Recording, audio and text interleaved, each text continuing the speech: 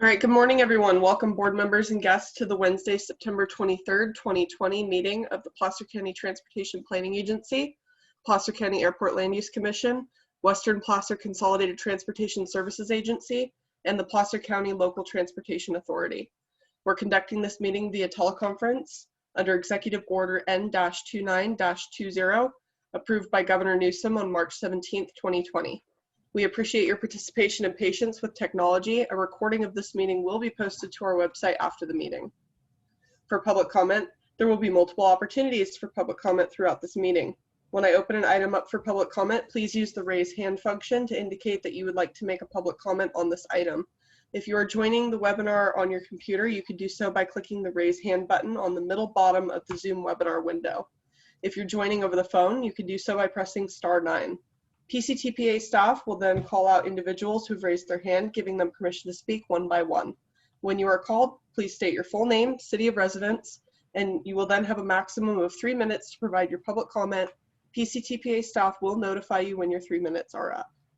If you experience any technical difficulties and are unable to provide your public comment, please email your comments to Sylvie Sable, our clerk, at ssabol@pctpa.net. For board action, because this meeting is being conducted via teleconference, all votes will be roll call votes. Board members will be asked to state their name prior to making a motion or a second on a motion for the record. Once an item has been moved and seconded, I will request the clerk call roll to vote. All right, thank you everybody, and let's go ahead and stand for the pledge. I pledge allegiance to the flag of the United States of America and to the republic for which it stands, one nation, under God, indivisible, with liberty and justice for all.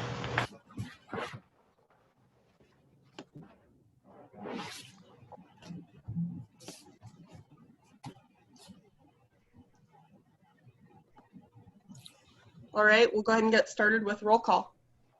Allard. Allard. Here. So, Baker. Here. Broadway. Here. Burris. Here. Holmes. Here.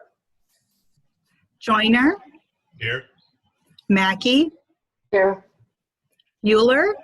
Here. Wilkins. Here.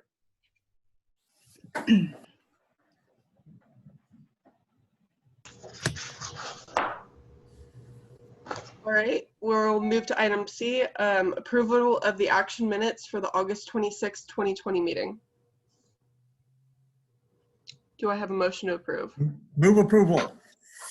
Second. Euler. All right, Sylvie? Allard. Yes. Baker. Aye. Broadway. Yes. Burris. Aye. Holmes. Aye. Joyner. Yes. Mackey. Aye. Euler. Aye. Wilkins. Yes. All right, moving to item D, agenda review. Can I get a motion to approve the agenda order? Move approval, Allard. Second, Holmes. Allard. Yes. Baker. Aye. Broadway. Yes. Burris. Yes. Holmes. Aye. Joyner. Aye. Mackey. Aye. Euler. Aye. Wilkins. Yes. All right, item E, public comment.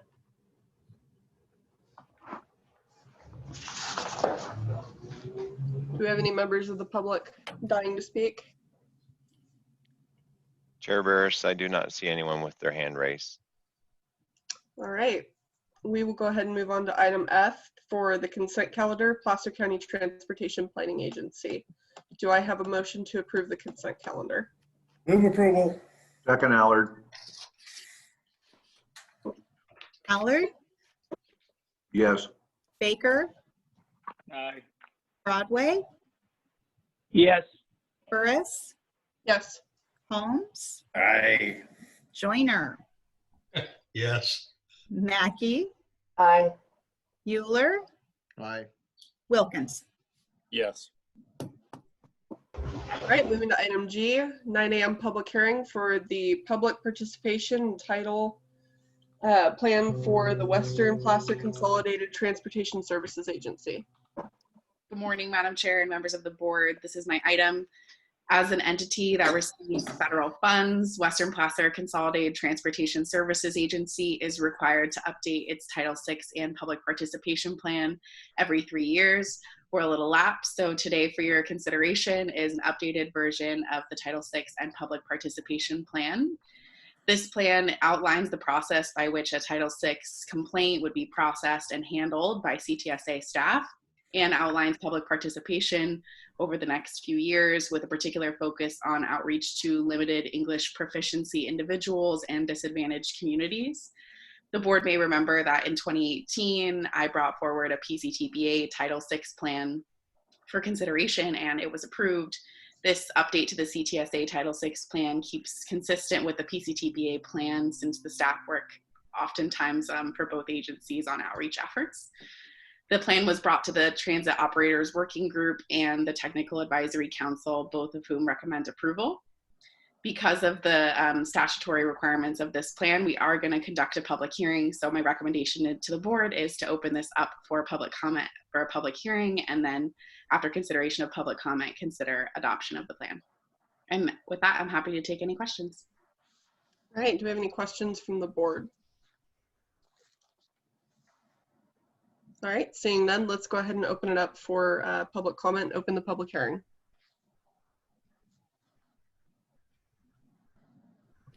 Do we have anybody with their hand raised?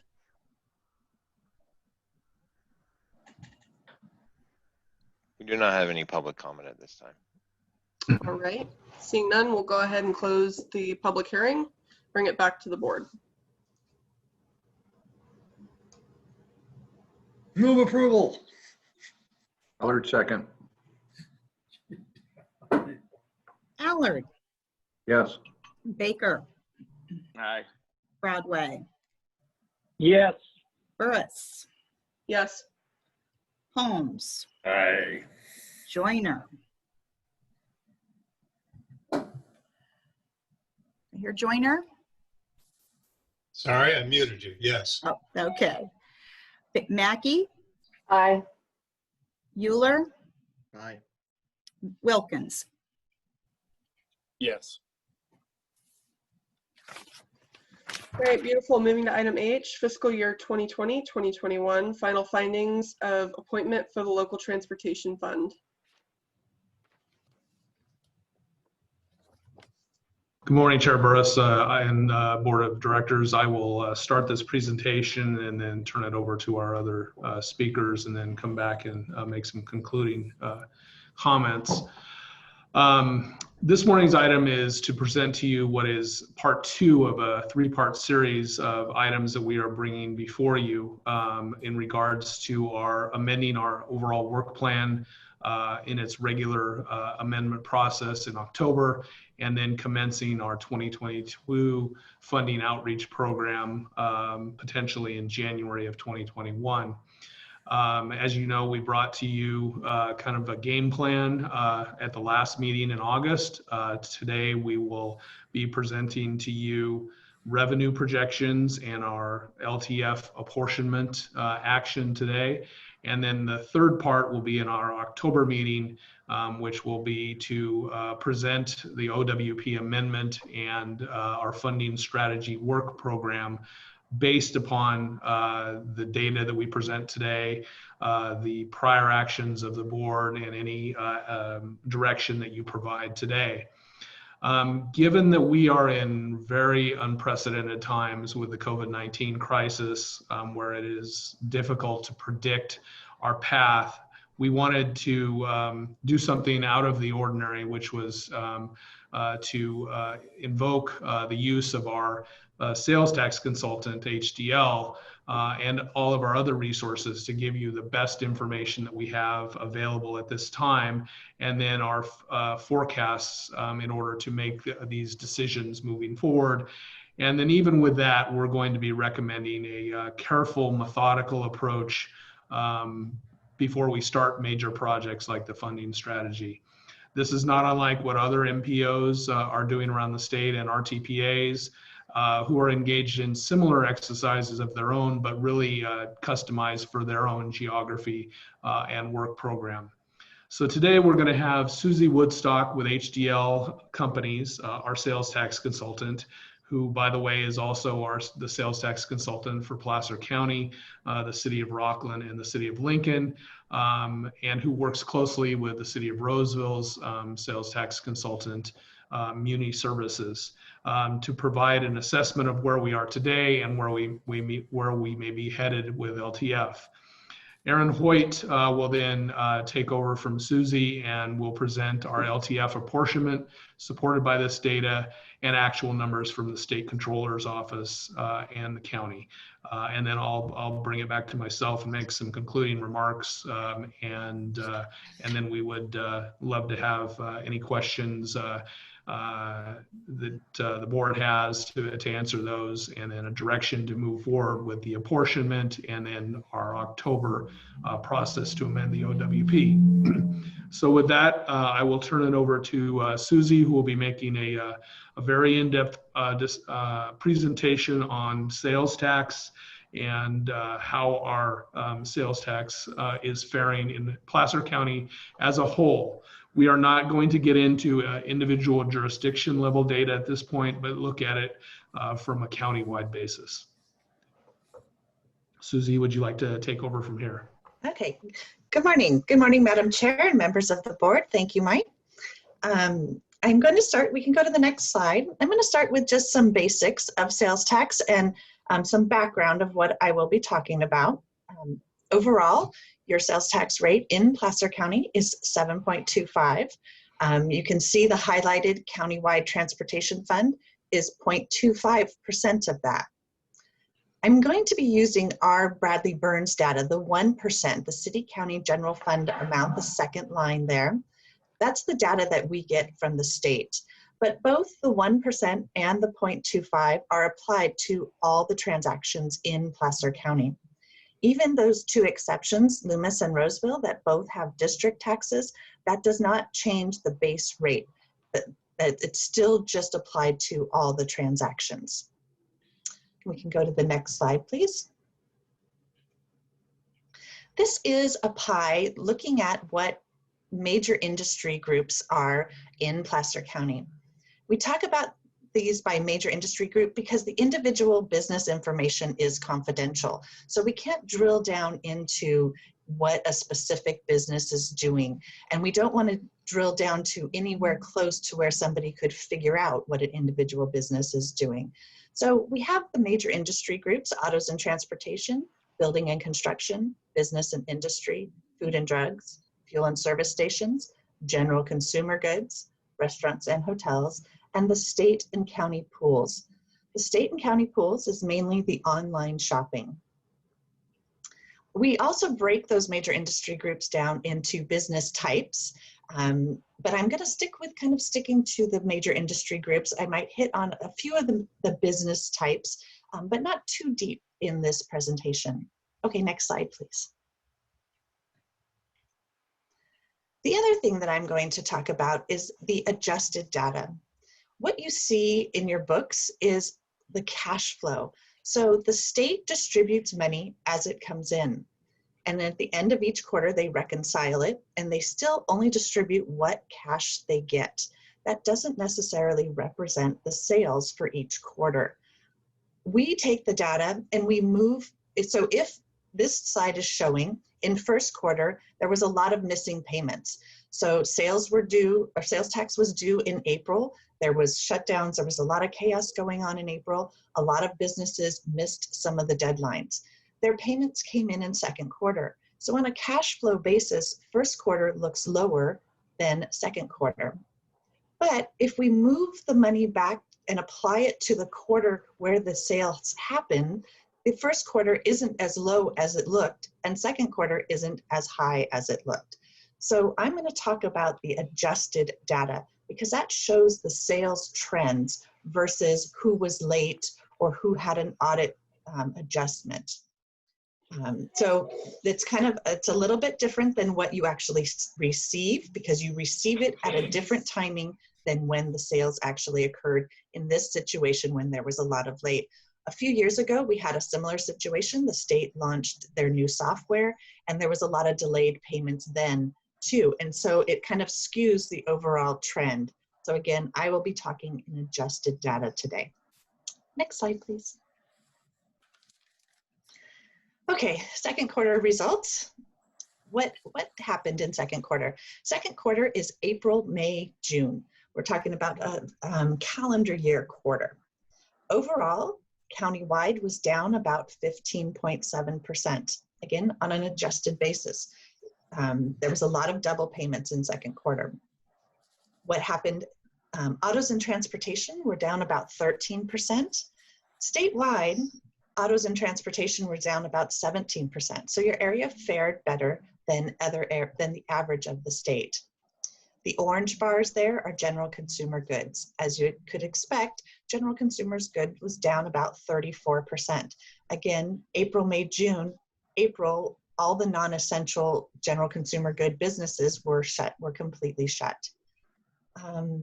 Restaurant and hotels to the far right, the brown, that was one of the really vulnerable categories, and they were down about 36%. Statewide, restaurants and hotels were down about 45%. So again, you're faring a little better than the statewide averages. The blue line there, some of the bright spots, the state and county pools. Again, online shopping. A lot of the brick and mortar were closed, and so online shopping was definitely seeing big jumps. Was also seeing a big jump because of AB 147. There's new revenue flowing into our pools. AB 147 stated that out-of-state vendors who sell more than $500,000 into California had to register and start paying California sales tax as of April 1st. And on October 1st, 2019, this was last year, 2019, October 1st, 2019, marketplace facilitators who have third-party vendors using their platform had to register and start paying on behalf of those third-party vendors. That started, again, October 1st of last year, and we've seen a big jump there. So we've got kind of a double hit there, that we've got new revenue and we've got a lot of new shoppers going to the online shopping. The red, fuel and service stations, has a double hit the other way. Again, April, May, June, prices just died. Prices just shot to the bottom because the crude went down to actual negative prices in this period. And then of course, on top of it, there were much fewer drivers on the road. So fuel and service stations went down about 33%. Again, not quite as bad as the statewide, which was down 47%. Okay, we can go to the next slide, please. Next slide, please. Oh, here we go. So regional, this is looking at the surrounding counties. You were down a little bit more, and that's what your industry makeup is. This is on a per capita basis, you're up at the top. So because you're up at the top, you had a stronger decline on a per capita basis. Both Sutter and Nevada, that had a positive results for second quarter, have some new businesses that opened up there. So that's offsetting some of the losses from their existing businesses. Let's see. This also is showing that there's a lot. So you can see Nevada County and El Dorado County both have a similar shape to yours, and both had similar declines for the second quarter. The first quarter result is a standard pattern. If you look back over the 13 quarters shown, you can see first quarter always had a dip, but this quarter was a little bit stronger. And then second quarter usually would be the rebound. And really the only rebound we're seeing there are those 2 counties that have the new revenue coming in. If you go to the next slide, please. So again, the county pools. Across the board, you can see the orange and blue bar graph there is showing that everybody had, their blue is higher. There is no dip like you were seeing in the original bar graph for general consumer goods. Your pool grew the most out of all the pools that we're looking at there. And the graph on the right is showing the growth we're seeing from that AB 147 and from this transition to online shopping. The first part of AB 147 started in 2Q19. That was April 1st in 2019. And you can see it, there was 22% growth when that new revenue started flowing in. And then the big jump for Q19, October 1st in 2019, is when the second big jump came in, and it was up 61% because of that new marketplace facilitator revenue. Then we get to 1Q20. That's when the online migration, that's January, February, March of this year. And of course, March was the panic buying and when the shelter in place started. And so in March, there's an even more of a jump because of that additional online purchasing. And then in this second quarter 20, the April, May, June, again, you're still getting the new flow of marketplace facilitators, but now on top of it, we have all the shelter in place revenue coming in. There was a lot of big online sellers that doubled their sales. So they've been longtime online vendors, and their sales doubled in this second quarter. So this is kind of offsetting some of the declines that we saw in second quarter, which is why second quarter isn't quite as bad as you would have expected the shelter in place quarter to be. Okay, next slide, please. Now we're going to look at the forecast. And of course, as the director said, that these are unprecedented times, and there's a lot of things that you just can't forecast off of past trends. And so we have to be real clear in what our assumptions are for the forecast. So first off, that there will not be a second shelter in place. The shelter in place, of course, was the low point of what we're seeing. That's the third bullet, that April was the low point. So if we did go to another shelter in place, that would make a very different looking projection. We would expect another big drop. And so we are assuming there will not be a second shelter in place. Of course, with that means that the restrictions that we've been seeing will continue. It's just we won't all be locked down again. The return to work transition will continue through mid-2021. So as the restrictions are loosening and people are starting to return to the office, there is a long time trend of when they're all going to be completely back. When will we be going back to the office on a regular basis versus a lot of the distance work that we're doing right now? And we're assuming that really the transition will be through next summer. By then, we're expecting people who are going to go back to work will be back to work.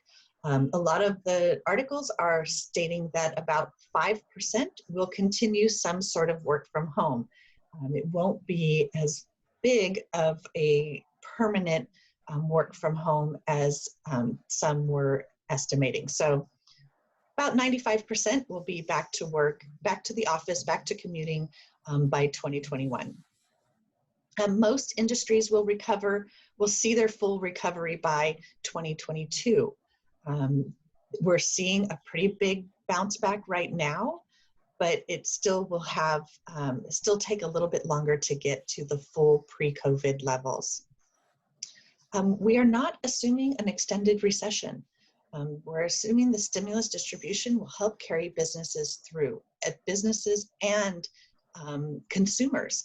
The unemployment boost of $600 a week, and the PPP loans, that was enabling people to still have spending power. And we saw that you're only down 15% in the quarter when people were completely sheltered in place. They still had the spending power. They were buying RVs, they were buying cars, they were buying boats, they were buying a lot of stuff online. That spending power is what's carrying through these sales tax numbers. And the stimulus distribution, although a lot of it did go into savings, is still allowing people to have that spending power. 20% of the restaurants will not survive. So this is one of the major industry groups that we don't see the full recovery by sometime in 2022. Right now, Yelp estimates that about 14% of California's restaurants statewide have permanently closed. So our estimate does assume that 20% of the restaurants will not survive the restrictions, and that it will take some time for after that restaurant closes for a new restaurant to come in and fill that vacancy. And we're projecting that there will be a continued shift to online shopping. So if 30% of these shoppers the new shoppers during the shelter in place have now recognize the convenience of online shopping, some of that is going to continue, and they're not going to rush back to stores, especially when we still have limitations. So that's a permanent shift to some online shopping. We were already seeing a trend of people going to online shopping, and this is really accelerating that trend. Okay, next slide, please. So here's an overall look by major industry group. For Placer County, your top industry group is autos and transportations. Again, autos and transportation has business types of new motor vehicles, used motor vehicles, leases, auto repair shops, RVs, boats. It has quite a wide variety, and that is your biggest category up at the top there. This is looking at 17-18, fiscal year 17-18, 18-19, and 19-20. So the first three data points are all actuals, again, on an adjusted basis, showing the sales trends. And then the last three data points are the projection. And you can see we've got 2021 continuing to dip down. I'm going to look at autos and transportation, general consumer goods, the pools, and the restaurants. I have individual slides, and we're going to look at those a little more detail. I don't have a detailed slide for the kind of flatter ones down at the bottom. Food and drugs. Food and drugs did see a little bit of a spike. Again, people were rushing out to stock up on supplies. But overall, it's just a pretty continuous growth that food and drugs sees. Food and drugs does have, statewide, it does have cannabis and grocery stores and convenience stores in it. Building and construction. Building and construction is building supply stores, and it has contractors in it. Building and construction is a pretty consistent growth. There is a lot of permits going on. There's a lot of building going on. It didn't really slow down during the shelter in place.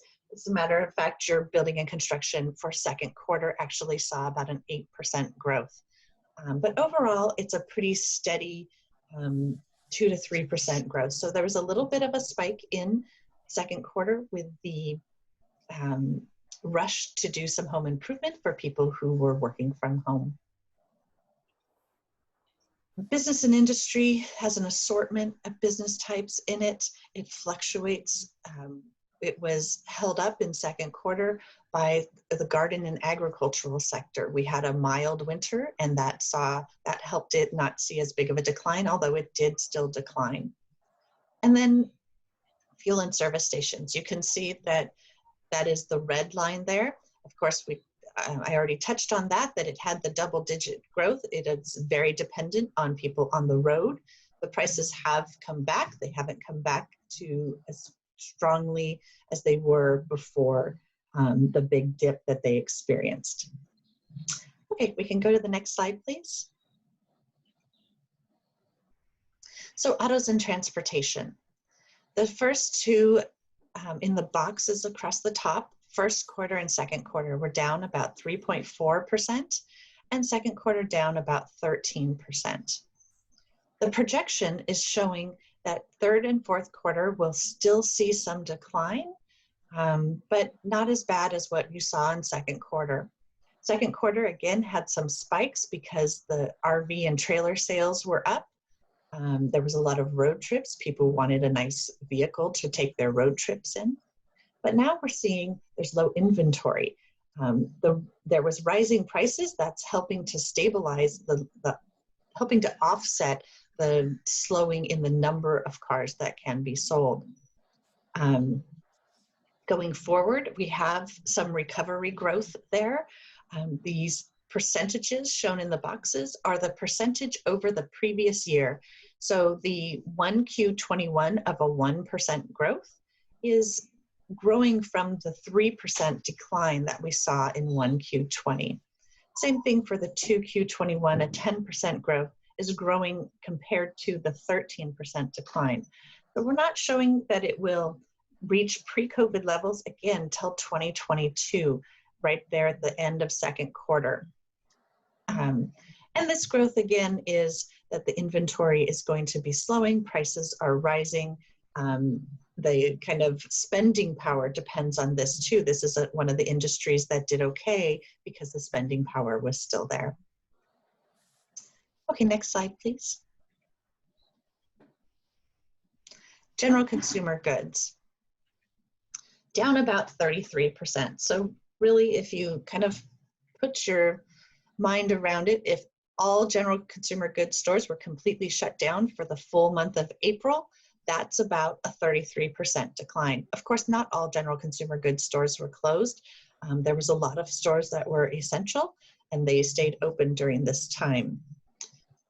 We're expecting third and fourth quarter to continue to look the same. Again, they have those declines because they're comparing to third quarter of 2019. So we're expecting it to really continue on a kind of consistent basis from this second quarter decline. We did see a rebound in June, but then it flattened back out in July and August. And so that's showing up in the projection there too. Again, the fiscal stimulus, that added spending power, that is necessary for this category to continue. This category does not include the online. General consumer goods is only the brick and mortar sales. And so we're expecting some of the permanent shift to online shopping to permanently lower this category. And of course, that's offset with the revenue you're seeing coming in from the online shopping. The store capacities are capped, but that's not as big of a deal for general consumer goods as it is for restaurants. There was also, this is assuming that some of those temporary demands, just like in autos, that the RVs and boats, we're assuming those are temporary spikes. In general consumer goods, the temporary spikes were in home furnishings and sporting goods. And those we're not assuming will continue. Next slide, please. Restaurants and hotels. So this is the industry group that is being hardest hit by this, these restrictions. Again, about 14% of the restaurants, Yelp estimates, have permanently closed. Our estimate is assuming 20% will not make it through these restrictions. Visits to the drive-through were up 26%. So if you have a drive-through, that's a great asset in these times. But overall, fast food was still down 13%. Hotels are below capacity. On a statewide basis, they're 50% below capacity. That is below the break-even point. So again, this is the category that if these restrictions are prolonged, if these businesses can survive. The hotel industry estimates a lot of the hotels won't make it. As a destination, some of them are actually seeing 100% occupancy. So it really just depends on the locations. Again, April, May, June was down about 36%, much better than the statewide average, down about 45%. We're looking at that to continue.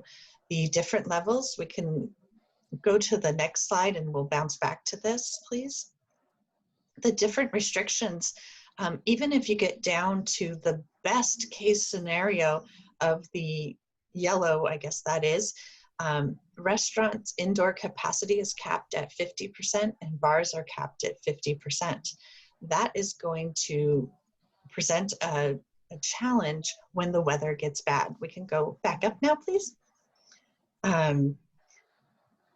And that's the best case scenario, and there's no time frame on that. So restaurants the indoor dining, restaurants and bars, if they make it there, will be at a 50% capacity for an unforeseen length of time. We're really assuming that that 50% capacity will not allow all the restaurants to survive. So third and fourth quarter, we're expecting to look pretty similar to what happened in second quarter, with the capacity keeping those at a lower rate. And then first quarter to start to see some rebound. And of course, second quarter is comparing to the second quarter of this year. And even that 40% growth, if you look at 2Q21 and 2Q20, it's still, or 2Q21 compared to 2Q19, which is about the fourth line over, that 40% does not rebound you back to pre-COVID levels. You're still significantly below it. And these percentages are taking into consideration the restaurants that will have some long timeline to transition through. If we had quarter over quarter a little bit longer, it really is looking like for restaurants that it's really at around 2024 when they might start to get back to pre-COVID levels. So a long path for this industry. Next slide, please. Or I guess the next slide after this. So the pools. This is again the kind of bright spot here. For the last 2 quarters, the countywide pool saw 34 and about 33% growth. Again, between the new revenue and the transition to online shopping, definitely big growth in this category. Projecting forward, we're not expecting as much for July, August, September. That's what our third quarter 20 is. Not as much of the online shopping. Again, 25% growth is quite large, but not quite as big as what we saw when we were really fully sheltered in place in second quarter and having kind of the panic buying in first quarter. When we get to 4Q20, we've already had a whole year of the new revenue. So that is really just the transition to online shopping. We're not seeing the new revenue. 3Q20 is the last quarter of new revenue coming in from AB 147. Then after that, we expect the online growth to just kind of stable out. Pools do have other things in them besides general consumer goods. The DMV reports used car sales here. There's a lot of business and industry in it. So it's not just what you're having delivered to your house. It is some other categories. It's just right now, it's the general consumer goods that are really growing. Go to the next slide, please. And this is kind of illustrating that. So AB 147 is based off the Wayfair decision, Wayfair versus South Dakota. And that's what determined that out-of-state vendors had to pay sales tax into states where they are shipping or where they're doing online sales. This is showing statewide, but it's just showing how that decision added to the pool revenue. It's, I think it's significantly increasing that revenue. You can see statewide, it went up 24, 25, and 29%. Yours was up 30, 34, and 33%. So again, you're outpacing the state in this revenue. Next slide, please.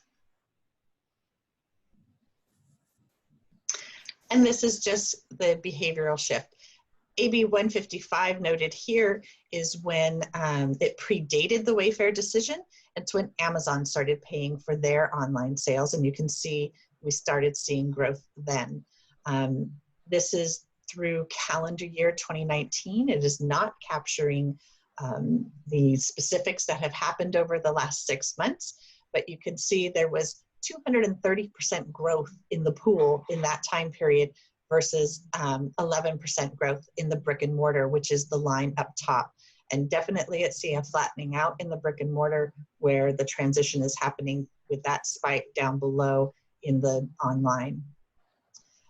A little clip from the news that US e-commerce sales soared 44% in the second quarter as the pandemic shoppers. So again, the Wayfair is contributing to it, but the e-commerce was up 44% even without the Wayfair factor. Next slide, please.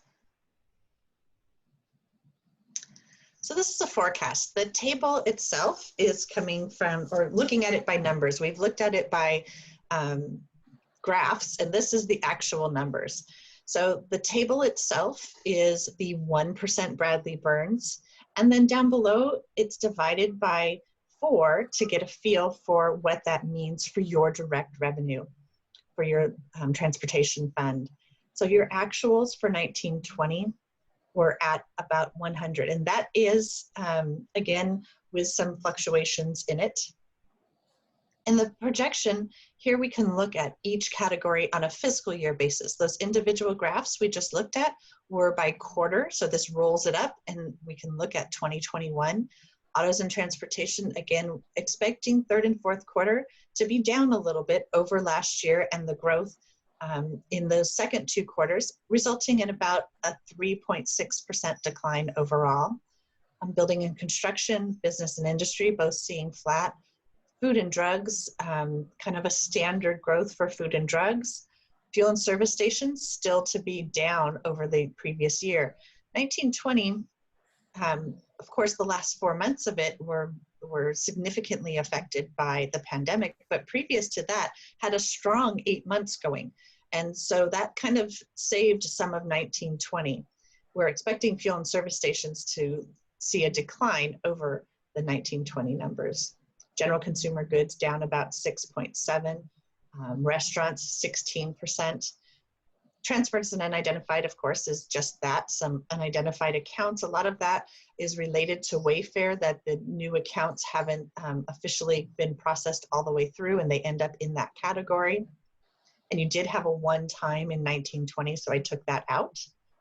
And then the overall pool growth for the year is going to be up about 8.7%. And you can see the pool is starting to really battle out with your general consumer goods as, you know, getting there into second place. Really, it'll stay in third place, but it's much closer than it used to be. Overall, that's looking at about a 4.6% decrease over 1920, with the effects of the pandemic really hitting the whole year instead of just the last 4 months. And then again, 2021, we're starting to see the rebound, up about 9.7, and you can see fuel and service stations, general consumer goods, and restaurants and hotels will both have some big growth in that following year. And autos and transportations, 5% is some pretty strong growth there too. And then continuing some of that recovery into 22, 23. And of course, restaurants and hotels will continue that out for a couple of more years. And then the next slide. So on a fiscal year, this is what that looks like. And you can see really somewhere in between 2021 and 21-22 is when you're going to hit your pre-COVID 18-19 levels, and then some growth from there.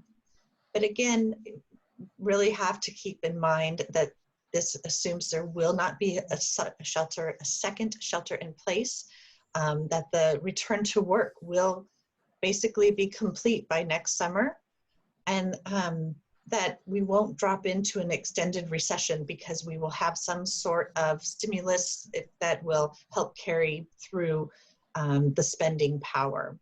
There was a few others that I had on the previous slide of the assumptions, but these are kind of the big ones that could really, change the whole economic outlook. And I think that's the last slide. Are there any questions? I have a question. Yeah, go ahead. I'm sorry? We have Yes. a question. Yeah, this is Kirk. I have a question. Obviously, we're talking sales tax as opposed to property tax, but as we know, there's a direct correlation on the ability of businesses to remain in business if property taxes all of a sudden skyrocket. Have you given any consideration to what happens to our economic base if Prop 15 passes and we see the assessed valuation of commercial properties all of a sudden skyrocket, and those on triple net leases are now faced with a huge property tax bill? We do not have that in here, but that is definitely something that a lot of the industries are concerned, especially the restaurant industry, where again, they're already operating on such tight margins, and that would really affect their rent. They're asking for rent forgiveness right now. And if that passes and their rents go sky high, they already were having trouble. That would be devastating to that industry. But Well, and the hotels. And the hotels, absolutely. So this is definitely assuming that is not a consideration in this. If that were to happen, that would definitely change this projection. Okay, thank you. I have a question as well, if I may. Yeah, go ahead. So, Susie, I'm curious. My understanding of the state and county pools is that they're distributed based on existing brick and mortar. Is that correct? That is correct. That's how they're distributed to the agencies. For yours, you get everything here. What does that mean? I get everything there. So for the transportation fund, all the transactions apply. So it's not being distributed, your lump sum. So you're getting the 0.25 on all the sales, no matter where they were delivered to. Got it. Okay.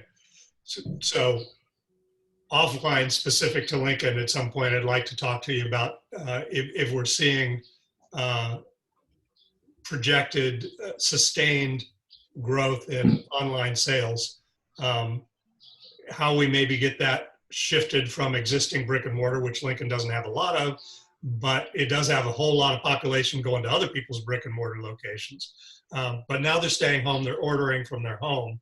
How do we recover some of that sales tax revenue? That's probably not a conversation for today, but it's one I'd like to have with you. Okay. Yeah, and Susie, that's one I'd like to have with you as well for Colfax. Okay. In general, I can just kind of say it's definitely something that has been taken up by the legislator several times. There's just big winners and losers. Even the League of Cities can never take a side because there's winners and losers. Like you said, the longer we go on and the bigger this pot gets, the more common it is. It's definitely something that will eventually have to be considered. But I can definitely talk with both of you offline. Great, thank you. Okay, do we have any other questions from the board before I open up for public comment? Actually, Madam Chair, this is Aaron Hoyt from PCTPA staff. I just wanted to mention that there are a few more slides that I will go through. Sorry. And maybe we go through that prior to opening up to comment. Perfect. All right, so I have a few more slides here to help wrap up. So Susie did a great job of explaining our tax base here in Placer County, how those monies come back to the cities and the county from the 1% Bradley Burns. But I want to kind of transition that discussion from the 1% Bradley Burns into our local transportation fund. Local transportation fund was enacted in 1971 through the Transportation Development Act that provided funding for transportation projects throughout the counties. And as Susie did mention, it's a 0.25% off the top. So next slide. And what I want to do in starting this presentation and how we transition is talking about how we finished up fiscal year 1920 and what the impacts of COVID were on our specific LTF revenues and how that plays into us developing our forecasts and our apportionment that's included in attachment 1 in your staff memo. So the table here shows our fiscal year 19-20 revenues in orange, and they're compared to those for fiscal year 18-19 that are shown in blue. Revenues and taxes come in on kind of a cyclical cycle. They follow the holiday seasons, the summer seasons, and usually followed by a lull in between. For fiscal year 19-20, we received from the California Department of Tax and Fee Administration, I'll refer to them as CDTFA, going forward, we received approximately $25 million, so just shy thereof. And these numbers are actual numbers received in terms of cash from CDTFA, as opposed to the numbers that Susie was showing is more on an adjustment basis that accounts for late payments, overpayments, and a number of other factors that they have access to. So the numbers will differ slightly, but they're both in the same ballpark. We were anticipating, we actually received, as I mentioned, $25 million from CDTFA, which was just $5.6 million short of what we, $5.6 million short of what we received in fiscal year 18-19. That amounts to approximately a $772,000 shortfall in actual revenues that we did not receive in fiscal year 19-20. Those revenues will come off the top for our fiscal year 2021 estimate. So if you could, next slide, please.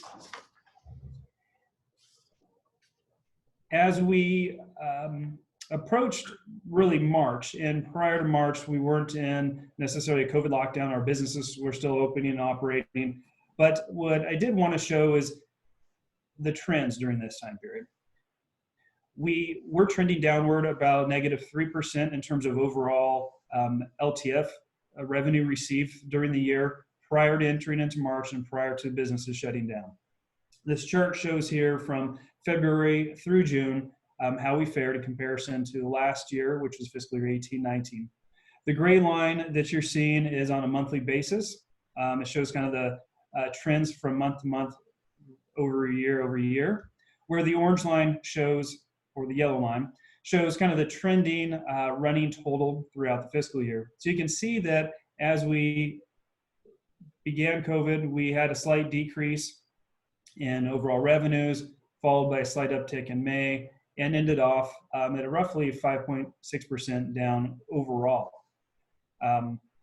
What we did notice here is what's obvious from this chart is May. The revenues from May were the highest, and those are actually the highest from the entire fiscal year. And those were largely due to late tax payments or deferrals on tax payments from businesses. So we did see an influx in revenues at that point in time. Next slide. And I have 2 more slides for you just to kind of keep you in suspense before we get to the actual numbers that are shown in attachment 1. But as we move forward, these forecasts, as Susie talked about, are highly dependent on what happens this year. Some of those things that could happen is a change in CDTFA's allocation methodology. They've already implemented that, and I think I'm a little leery of whether we'll receive less revenue in the past. In talking with CDTFA staff, they said that they're actually trying to release more money on a monthly basis as it comes in, rather than withholding it. So we'll see how that plays out. The speed at which our jobs open up, that's going to be, I think, the real factor here, as Susie talked about. Any continuation of the payroll protection plan, a second round of stimulus, those all have a role in our revenues. But I think the biggest one is whether we lapse back into more stringent categories per the governor's new plan. And hopefully that is not the case. Next slide, please. There's, I think, really 2 takeaways that I want to kind of highlight from Susie's presentation and how those roll into our estimates. One is that our third quarter, the later half of this year, will probably look very similar to the first half when we went into lockdown. There may be some growth there, but the later part of this fiscal year, come January through June, we could see a lot more economic growth. And that's all given the caveats that we've talked about. Now, Susie's presentation did show that in a best case scenario, maybe our revenues are only down approximately 4.6%. from last year. And that's great news, and I think we would all welcome that economic growth for our cities and for our region. But I think there's a number of uncertainties that we've all discussed. We don't know how this is going to play out. We don't know how Prop 15 will play out, as Kirk Euler mentioned, Supervisor Euler. And with those, what we as staff are wanting to propose is that we maintain our negative 20% growth rate.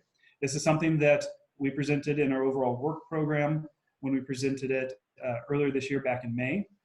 And that 20% negative growth rate is really two items. One, it's carrying over that shortfall from fiscal year 19-20, and it includes a negative growth rate of 17.16%.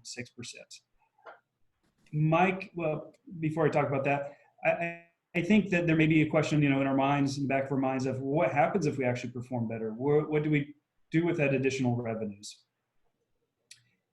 And Michael discussed that in our next steps, but what I wanted to do is at least put forward a conservative effort and conservative estimate for us to make sure that each of the cities receive the amount of funding that we've at this time estimated, and make sure that no one's kind of left without additional revenues.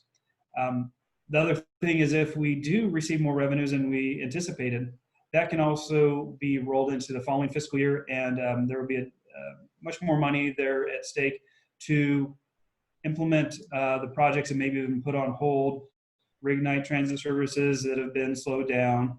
So there's a number of ways that we will recoup those monies, and those monies will not be lost. Next slide.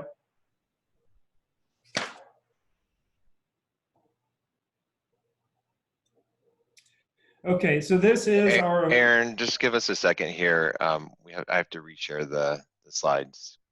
Okay. So while Luke is resharing the slides, I will direct you to attachment 1 of your staff memo.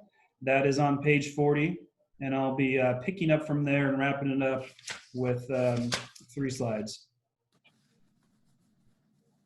Okay. Aaron, can you see your slide now? I can see the slide. So next slide, please, Luke. There we go. So this is a graphical representation of what's on attachment 1. This shows our estimated revenue for fiscal year 2021 at $19.9 million. The chart that you're seeing breaks down how those revenues are distributed within the county. There are statutory off the top, or statutory allocations that are made to the Tahoe Regional Planning Agency for their population share within Placer County, which is approximately 2.8% of the overall population within Placer County. And TRPA boundaries, just for those of you who may not be as familiar, is basically the Brockway Summit down into the lakeside areas of Tahoe City and Kings Beach. There's also $475,000 for PCTPA administration of the local transportation fund, which includes our annual audit process and administering those funds.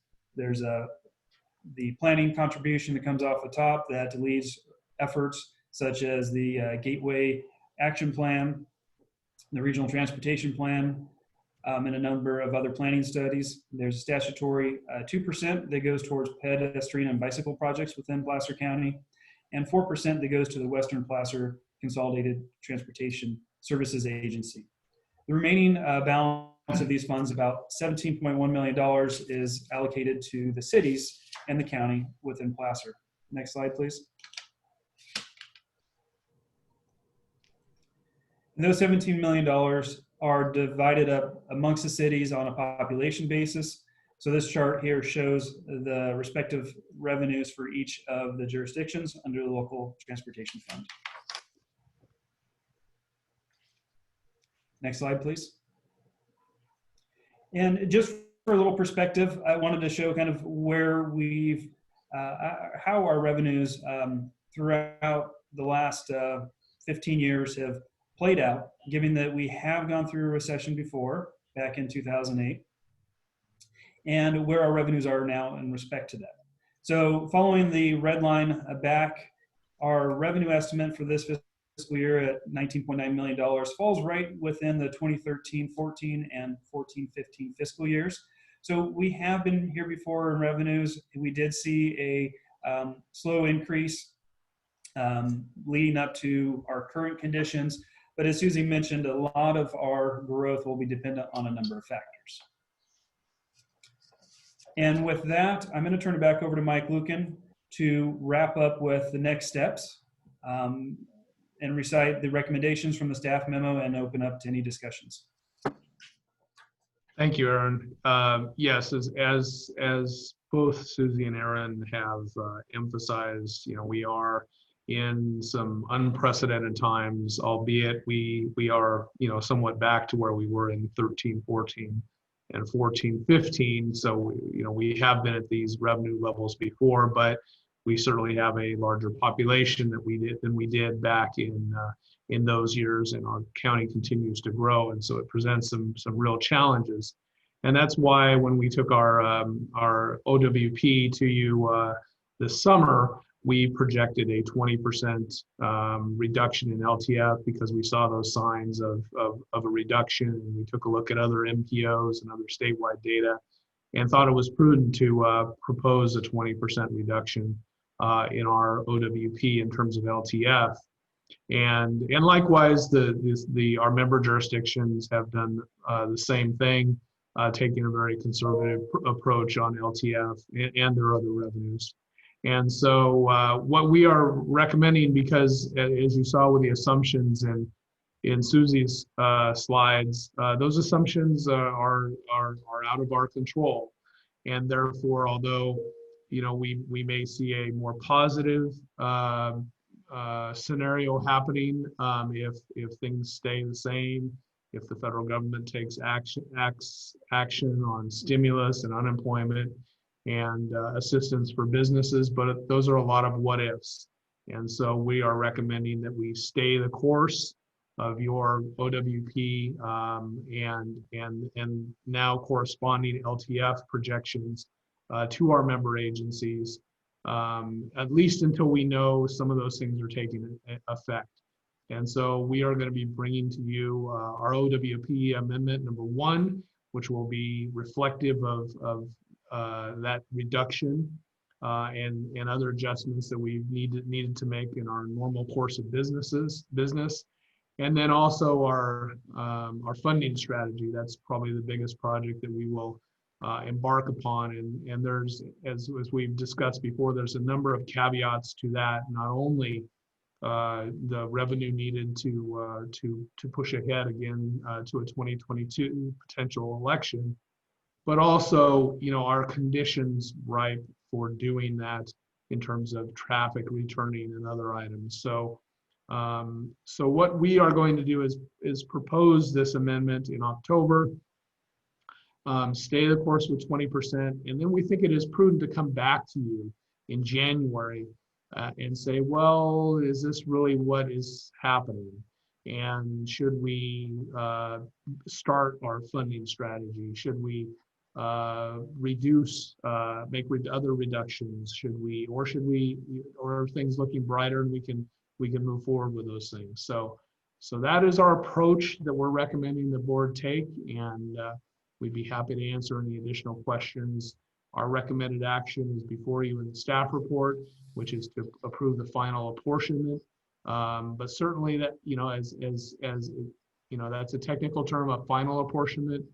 We may need, if things worsen, we may need to come back to you with an amended apportionment, which we have done in the past. We're hopeful that that doesn't happen, but we're recommending, at least at this point in time, that you adopt a final apportionment with the revenue as stated in the staff report. And again, with that, I'll be happy to answer any questions that you have. Do you have anything from the board? Trinity, this is Dan Wilkins. I've got a question. Go for it. So these apportionments would be what we would let the member jurisdictions know they could use for planning purposes for the remainder of the fiscal year. So as they're figuring out transportation priorities, they'd have this as their budget target. Is that accurate, Mike? That is correct. However, we are, behind the scenes going to be working as you know, we normally work very closely with our jurisdictions as they file claims against this apportionment throughout the year, and we're going to have to time cash flow and a number of other things because, as Susie indicated, you know, we have to work on cash flow, not necessarily, you know, pure sales tax data, and that requires a lot of nuances and working with our jurisdictions very carefully. And so this year we're going to be doing that even in a more enhanced format in working with them. We're going to be setting up meetings, as stated in the first step here, immediately with our jurisdictions to really plan for how they make their claims for their apportionment. We don't normally do that in normal years. We usually leave it up to them, but we really have to plan very carefully so that our jurisdictions can utilize this, and we don't get into a situation where we have to, you know, claw back or cancel or amend things. We want to give them the ability to plan as well as possible. And that's another reason why we took this 20% reduction approach, is at least they can plan on that.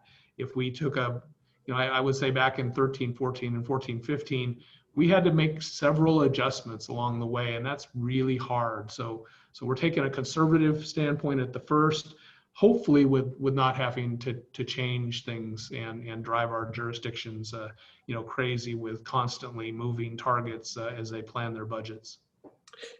Trinity, can I ask a follow-up? Of course. So have we had any preliminary feedback from the member jurisdictions as to whether the reduced LTF funding is going to put them in a position of needing to cut transit services, or whether there's adequate reserves to avoid cutting services, at least for now, while we see how the sales tax trend actually materializes?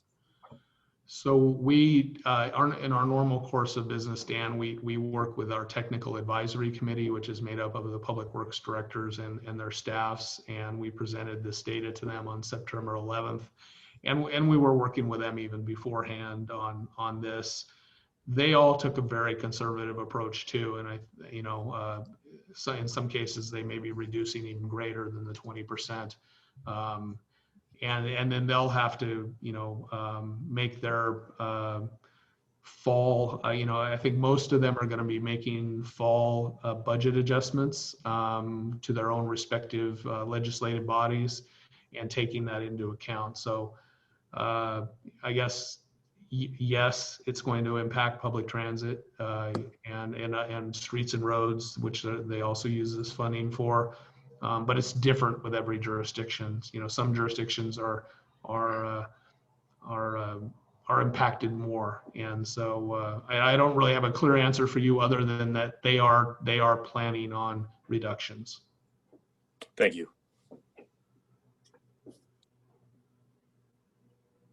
I have a quick question, Trinity. Yeah, go ahead. Thank you. Mike, you said that, well, on the graph, it shows that our budget is about the same as 14-15, but we'd had a population growth in the county since then. How much has the population grown in the county in the last 5 years? And where did you get those figures? Aaron, you want to take that question and maybe display that? Maybe we could go back to that graph.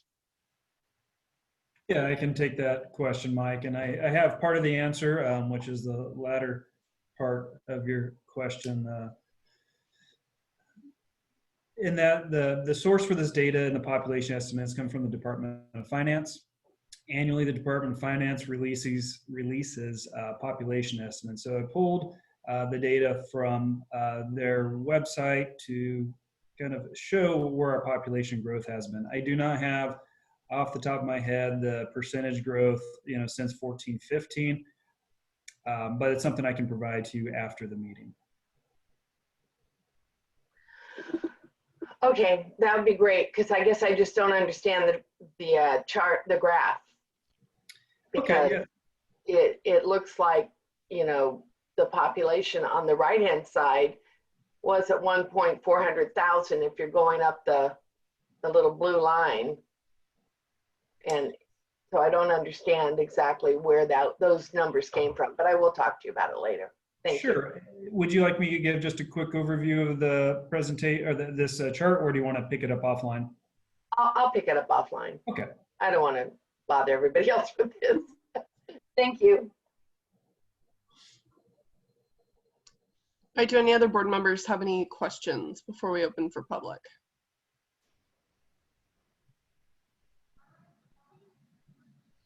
All right, do we have any raised hands? We'll go ahead and open it up for public comment now. Chair Burris, we do not have any requests for public comment. All right, that being the case, I'll bring it back to the board for action. Move approval. Second, Mackey. Colby?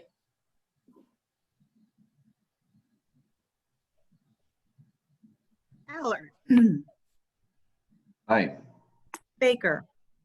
Aye. Broadway. Yes. Burris. Aye. Holmes. Aye. Joyner. Aye. Mackey. Aye. Euler. Aye. Wilkins. Yes. All right, we're gonna go on to item I, Executive Director's Report. Okay, and Luke, if you, okay, I'm gonna share a little screen here. If my computer's been crashing, so if it does, I'll I'll be back momentarily. But let me see here if I can do this.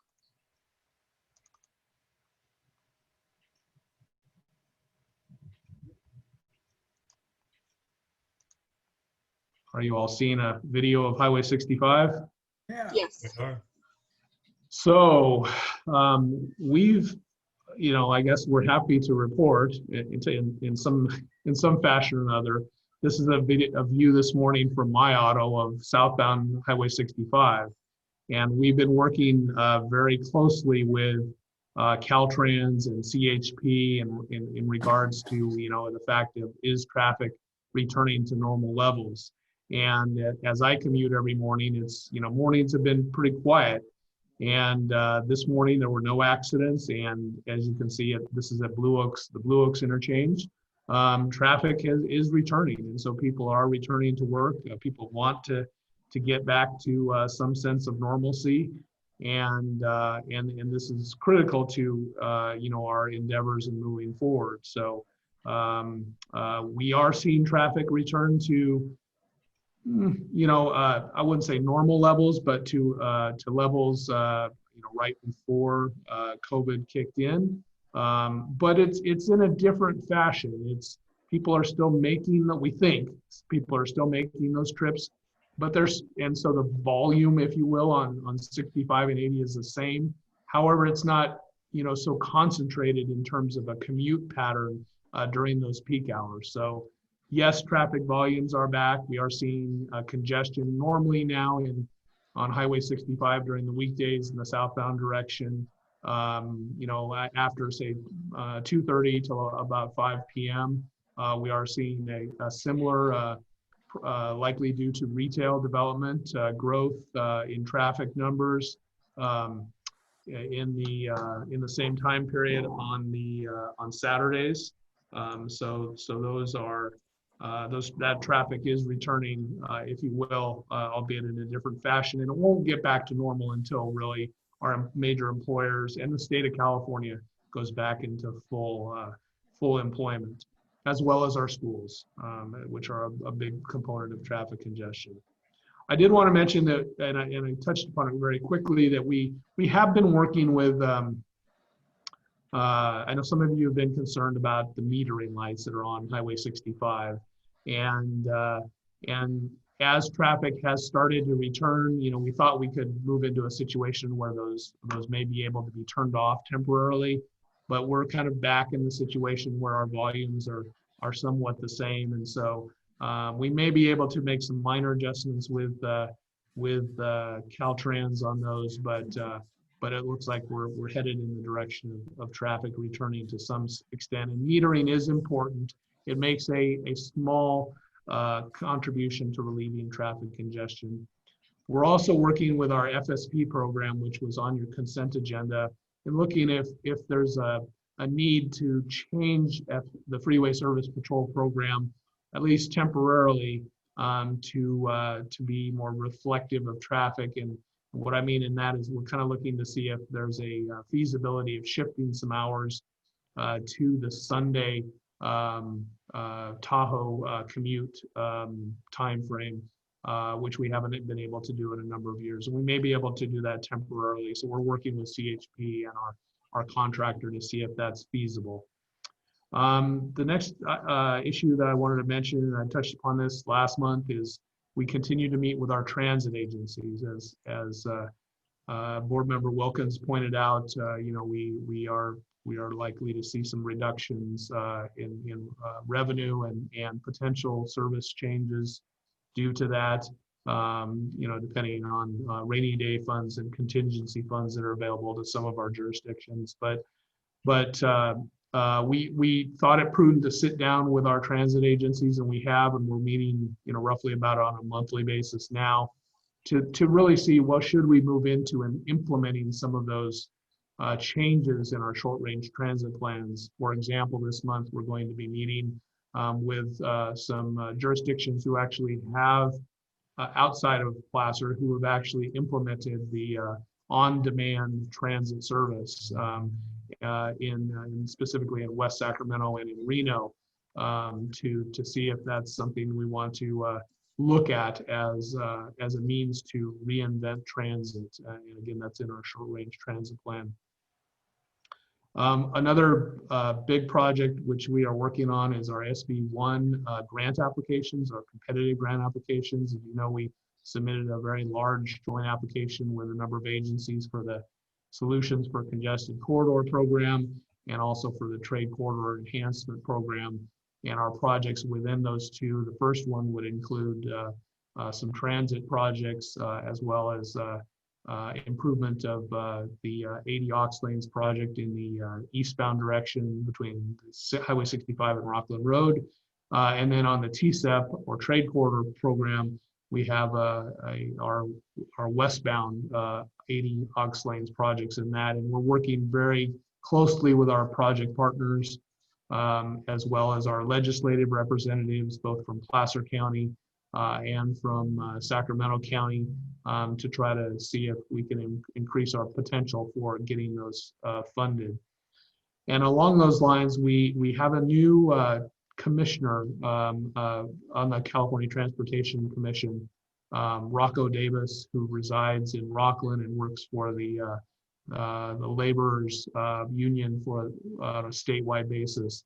Ken Broadway, myself and our state lobbyist, Mark Watts, met with him about 10 days ago and had a very productive meeting. And our hope is that he can help us with funding proposals that we will have coming to the state and especially the CTC.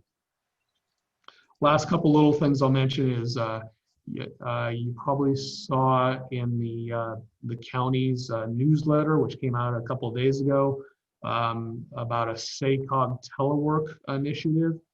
We are working with SACOG to at least provide technical assistance to our private employers to help them plan for teleworking, albeit it may be we're not quite sure of to what extent teleworking will continue, whether it's 5%, 10%, or greater. But we wanted to make sure that our businesses are taking advantage of SACOG's assistance on that, and so we're doing quite a bit of outreach at this point. And then lastly, the federal stimulus. It's a bit of a moving target. We are working diligently with our project partners, especially Placer County Water Agency and SACOG, to prepare for that when, and hopefully it's not if, but when that happens, and to what degree that happens, and certainly want to position the county well for taking advantage of transportation project funding if that comes forward. So with that, I will conclude my report, and I'd be happy to answer any questions that you might have.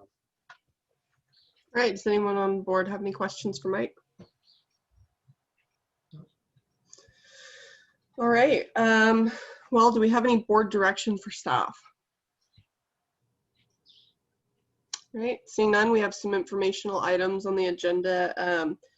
Luke, do we have any remaining requests for public comment at this time?